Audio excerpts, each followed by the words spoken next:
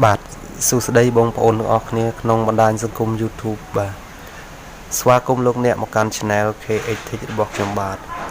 ថ្ងៃនេះជួបគ្នាសារជាថ្មីនៅក្នុងវីដេអូបង្ហាញអំពីការជ្រើសរើសប្រភេទឆ្នាំងសាកដែរ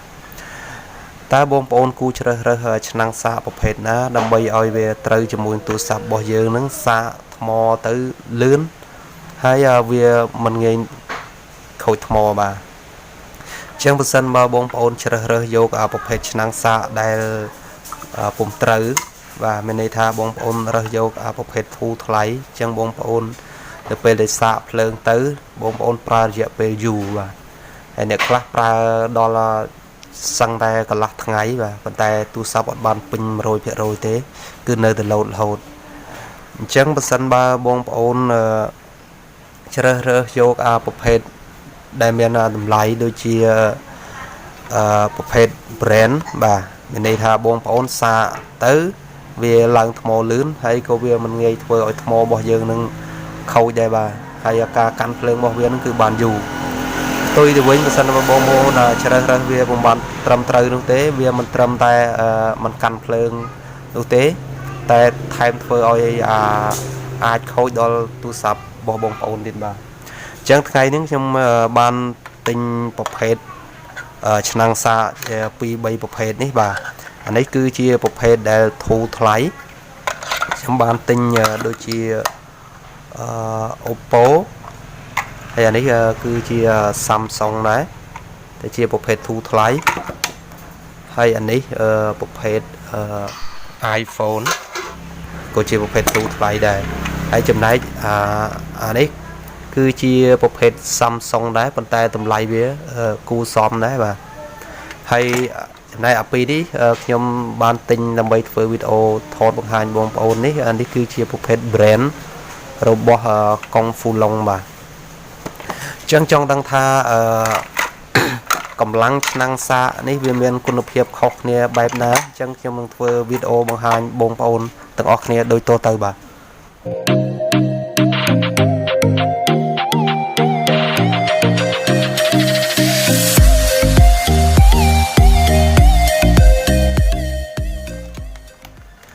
អូខេឥឡូវខ្ញុំនឹងធ្វើការសាកឆ្នាំងសាកទាំងអស់នេះជាមួយនឹងឧបករណ៍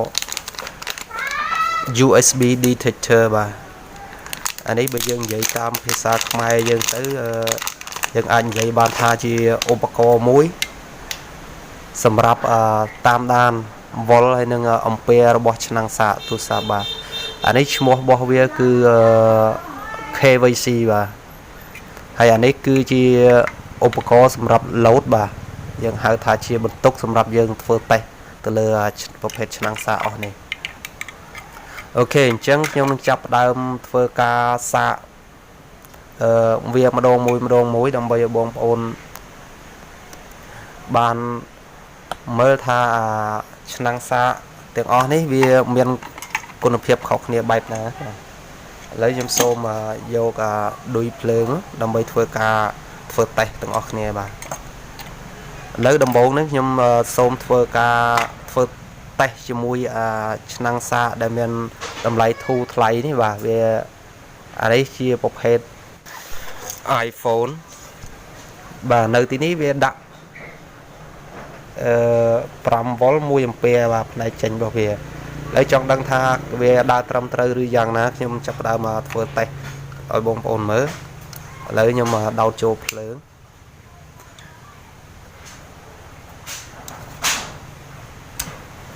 ឥឡូវខ្ញុំដោតឧបករណ៍ USB detector ចូល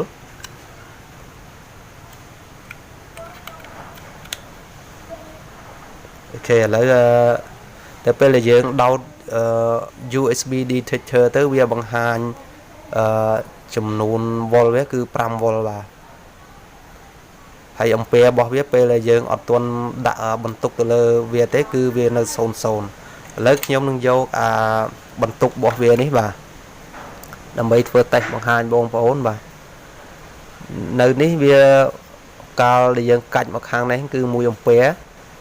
ហើយពេលយើងកាច់មកខាងនេះវា2 អាំពែឥឡូវដំបូងខ្ញុំនឹងតេស្តខាង1 អាំពែនេះជាមុនសិនបាទតេស្តជាមួយនឹង ឆ្នាំងសាក iPhone ប្រភេទទូថ្លៃនេះបាទឥឡូវខ្ញុំដោតវាចូលអូខេអញ្ចឹងនៅពេលដែលឧបករណ៍នេះផ្ទុក1អំពែវ៉ុលរបស់ឆ្នាំងសាកនេះវាបានធ្លាក់ចុះហើយនៅសល់4វ៉ុល97ណាសល់4វ៉ុល97ហើយអំពែវាគឺវាឡើងក្បែរ1អំពែអញ្ចឹងនៅពេលដែលខ្ញុំ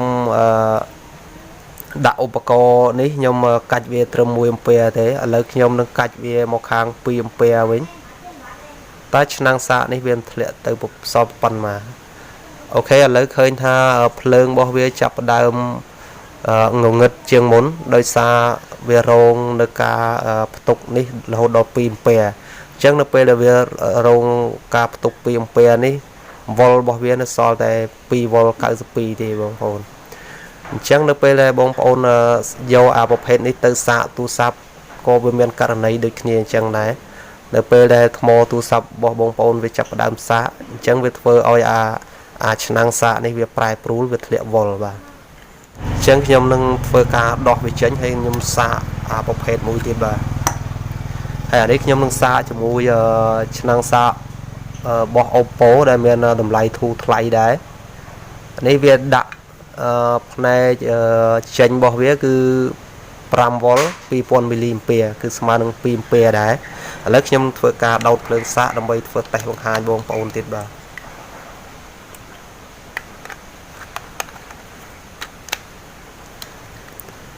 អូខេចំណែកអានេះនៅពេលដែលវារងបន្ទុក1អំពែហ្នឹងគឺវានៅសល់ភ្លើង 4.91 វ៉ុលបាទអញ្ចឹងអាហ្នឹងគឺយើងធ្វើតេស្តទៅលើបន្ទុក1អំពែអញ្ចឹងនៅក្នុងដែលវាសរសេរនៅទីនេះមិញហ្នឹងគឺវាដាក់ថាចំនួន2អំពែអាចរងបន្ទុកដល់2អំពែឥឡូវខ្ញុំធ្វើការកាច់2អំពែបាទអញ្ចឹងឃើញថានៅពេលយើងកាច់ទៅ2អំពែហ្នឹងគឺភ្លើងរបស់វាហ្នឹងគឺសល់តែ 3.03 វ៉ុលទេបងប្អូនអញ្ចឹងហើយអំពែរបស់វាហ្នឹងគឺបានតែ1អំពែ 0.04 ទេគឺអត់បានដល់2អំពែទេអញ្ចឹងប្រភេទឆ្នាំងសាកអស់នេះគឺយើងពេលដែលយើងប្រើទៅលើទូរស័ព្ទល្អទៅគឺវាអាចធ្វើឲ្យមានបញ្ហានៅលើទូរស័ព្ទរបស់យើងបាទគឺទី1បញ្ចូលថ្មអត់ងាយពេញទេបាទហើយនឹងធ្វើឲ្យថ្មរបស់យើងឆាប់ខូចដែរបាទឥឡូវខ្ញុំនឹងដោះវាចេញហើយធ្វើការសាកទៅលើប្រភេទនេះម្ដងបាទគឺប្រភេទ Samsung ប្រភេទធូរថ្លៃដែរនេះគឺជាអំពែរបស់វាគឺវ៉ុលចំនួនអំពែរបស់វាផ្នែកចេញគឺ5វ៉ុល2អំពែបាទឥឡូវខ្ញុំនឹងធ្វើការធ្វើតេស្តវាបង្ហាញបងប្អូនទៀតបាទឥឡូវខ្ញុំដោត USB detector ចូលបាទអានេះខាង load នេះគឺខ្ញុំកាច់1អំពែអញ្ចឹងនៅពេលដែលកាច់1អំពែវ៉ុលរបស់វាគឺបានតែ4វ៉ុលបងប្អូនអញ្ចឹងនៅពេលដែលយើងសាកភ្លើងទូរស័ព្ទគឺអត់ងាយចូលទេឥឡូវខ្ញុំនឹងកាច់មក2អំពែតើចំនួននៅលើផ្លាកដែលវាសរសេរថា2អំពែនេះបានគ្រប់ឬមួយក៏មិនគ្រប់បាទអូខេឥឡូវនៅពេលយើងកាច់2អំពែគឺវាអស់ភ្លើងតែម្ដងវាល្ងិតតែម្ដងវានៅសល់តែ2វ៉ុល64ទេហើយអំពែរបស់វានឹងគឺបានដល់ 0.84 អំពែទេគឺអត់បាន1អំពែទេអញ្ចឹងឃើញថាឆ្នាំងសាកប្រភេទនេះបងប្អូនมันអាចយកទៅសាកទៅលើទូរស័ព្ទល្អបានទេបាទគឺពេលយើងសាកទៅគឺវាអត់ងាយចូលទេហើយវានឹងធ្វើឲ្យឆាប់ខូចថ្មទូរស័ព្ទរបស់បងប្អូនទៀតបាទអូខេឥឡូវខ្ញុំនឹងដោះវាចេញឥឡូវនេះខ្ញុំនឹងធ្វើការ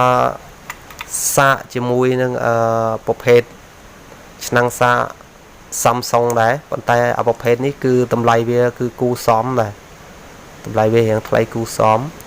នេះផ្នែកចេញរបស់វាគឺ5វ៉ុល2អំពែឥឡូវខ្ញុំនឹងដោតភ្លើងសាកបង្ហាញបងប្អូនទៀតបាទ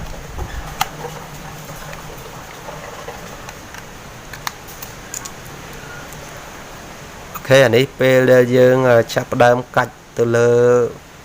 បន្ទុករបស់វានឹងមួយឃើញថាភ្លើងវា នៅសល់ 4.99 ពែបាទ4.99 វ៉ុលបាទហើយអំពែរបស់វាគឺ 0.88 អំពែបាទវាជិត 1 អំពែអញ្ចឹងឃើញថាពេលដែលយើងសាកទៅលើទូរស័ព្ទឃើញថាវាអានេះវាដំណើរការធម្មតាទេបាទវាចាប់ពី4 វ៉ុល 9 ជាងទៅមានន័យថាវាធ្វើឲ្យទូរស័ព្ទរបស់យើងចូលធម្មតាហើយចង់ដឹងថាកន្លែងដែលវាដាក់ថា2 អំពែនេះតើវាដើរត្រឹមត្រូវឬអត់ខ្ញុំសូមកាច់កន្លែង load របស់វានេះបាទបន្ទុករបស់វានេះខ្ញុំកាច់មកខាង2 អំពែបាទអូខេអញ្ចឹងនៅពេលដែលខ្ញុំបានកាច់មកខាង2 អំពែឃើញថា volt របស់វានឹងគឺអត់បានស្រុតចុះទេគឺ volt វានៅ 5 volt 0.25 ហើយអំពែរបស់វាគឺឡើងដល់ 1.90 អំពែបាទវាជិតនឹង 2 អំពែហើយអញ្ចឹងឃើញថាឆ្នាំងសាកប្រភេទនេះគឺវាធន់បាទធន់នៅក្នុងការប្រើប្រាស់អញ្ចឹងបងប្អូនអាចជ្រើសរើសយកប្រភេទ Samsung ប្រភេទនេះយកទៅធ្វើការសាកថ្មទៅលើទូរស័ព្ទរបស់បងប្អូនបានបាទមិនចាំបាច់ភ័យព្រួយបារម្ភរឿងការសាកភ្លើងរបស់វាទេបាទអញ្ចឹងបងប្អូនឃើញជាក់ស្ដែងនេះពេលយើងកាច់ដំឡើងទៅដល់ 2 អំពែឃើញ volt វាគឺអត់មានស្រុតចុះទេហើយអំពែរបស់វានឹងគឺឡើងគ្រប់បាទគឺបាន 1.90 អំពែជាងហ្នឹងគឺយើងចាត់ទុកវាថាបាន 2 អំពែវាដូចអ្វីដែលវារសេដែរបាទនេះវា5 volt 2 អំពែបាទ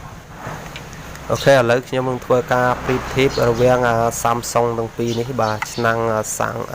សាកSamsung ដែលមានតម្លៃថ្លៃល្មមនេះហើយជាមួយនឹង Samsung ដែលធូរថ្លៃ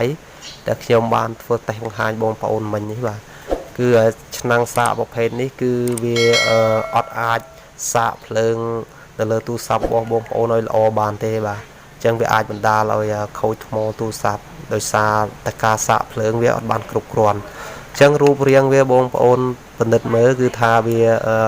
ខុសគ្នាបាទអានេះវាមានបាទ QR code របស់វា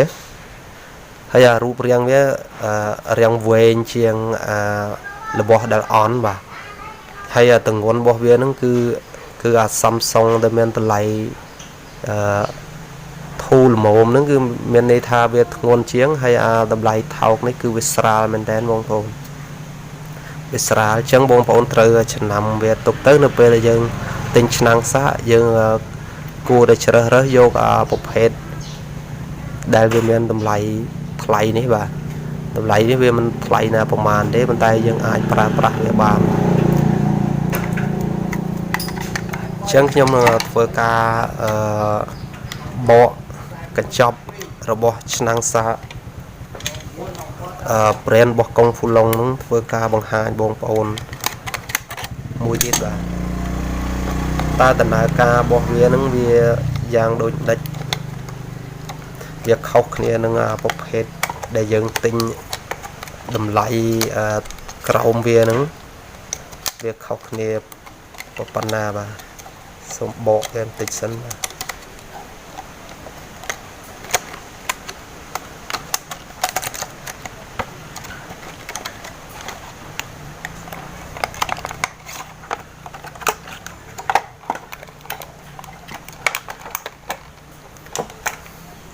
បាទនេះគឺជា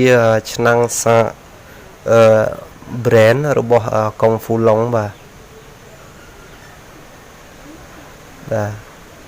គឺជារបស់កុងហ្វូឡុងអញ្ចឹងយើងមកមើលព័ត៌មានរបស់វាបាទគឺផ្នែក output របស់វានឹងគឺ5 volt 2.1 អំពែអញ្ចឹងខ្ញុំធ្វើការពិសោធន៍ឲ្យបងប្អូនមើលតើវាដំណើរការយ៉ាងដូចដេចបាទខ្ញុំចាប់ផ្ដើមដោតភ្លើងចូលដំបូងនេះខ្ញុំដាក់វា1 អំពែសិនបាទពេលយើងកាច់1 អំពែឃើញថា volt របស់វានឹងគឺវា5 volt បាទអញ្ចឹងអំពែរបស់វានឹងគឺជិត1 អំពែហើយ 0.89 មីលីអំពែអញ្ចឹងឃើញថាប្រភេទ brand នេះគឺដំណើរការនៃការសាកភ្លើងរបស់វានឹងវាចេញ5 volt ពេញល្អបងប្អូនអញ្ចឹងខ្ញុំនឹងចាប់ផ្ដើមធ្វើការកាច់មកខាង2 អំពែចង់ដឹងថាអំពែវាគឺវាបានប្រមាណបាទ ok chẳng được về là cách màu pin pè nó cứ vol bỏ về nó cứ lẹ cho hỏi cứ nó so ra 4.84 vol hay ampere bỏ về nóឡើង chật pin pè cứ 1.74 pè chẳng khơi tha năng xạ bộ phê này cứ dương ai pra bàn đấy bà cứ pè bỏ về cứ sọt cho tay một tích tế bà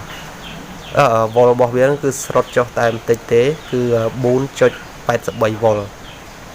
chẳng bà prip thịp nâng năng xa bỏ